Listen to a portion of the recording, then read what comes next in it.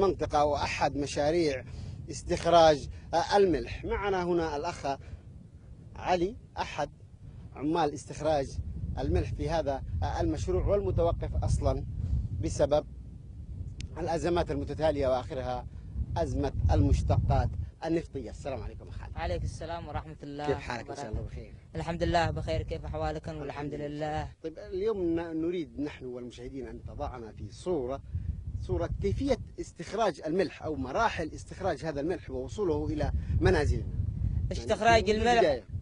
استخراج الملح للأكل. أيوه. كيف يتم في الأكل؟ كيف يتم استخراجه من البحر. أيوه. المراحل. من المرحلة الثانية من البحر إلى نعني نأكله في البطون، في الخبز والدقيق. كيف تستخرجونه أنتم هنا في هذا المشروع؟ كيف تخرجونه من البحر؟ كيف يتم ذلك في تلك المنطقة عبر المضخات حسب ما حدثتنا قبل؟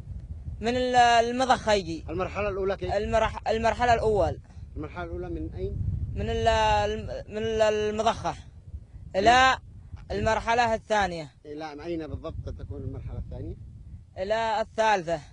المرحلة الثانية ماذا يتم في المرحلة الثانية؟ الملح. ما الذي يتم في المرحلة الثانية؟ يعني أنتم تستخرجون الملح المياه البحر عبر المضخات إلى الأحواض. إلى الأحواض حق الملح. وبعد ما تستخرجونه بالمياه إلى الأحواض ماذا يتم؟ يتم في الأكل، نشيل نبزه في البيت. طيب أنا أعلم أنكم تخرجونه حتى يتم في البحر، لكن الآن نرى أحواض. هذه الأحواض الآن ما مهمتها؟ مهمتها. هذا الحوض الآن مثلا، هذا الحوض نرى فيه الكثير من المياه لا يوجد فيه ملح. هذا الحوض مثلا ما الذي يحدث فيه هذا الحوض؟ ملح. طيب الملح هنا وتواجد الملح في هذه المنطقة. هذه المرحلة لماذا المياه هنا في هذا المكان؟ هذا تبع الملح. درجة الملح كم درجة هنا؟ درجة هنا 15. 15. والحوض الثاني؟ وهذا بيجي 16. وهنا 16.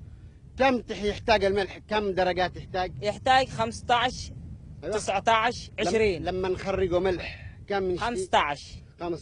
أي حوض هو الآن 15؟ أي حوض. هذا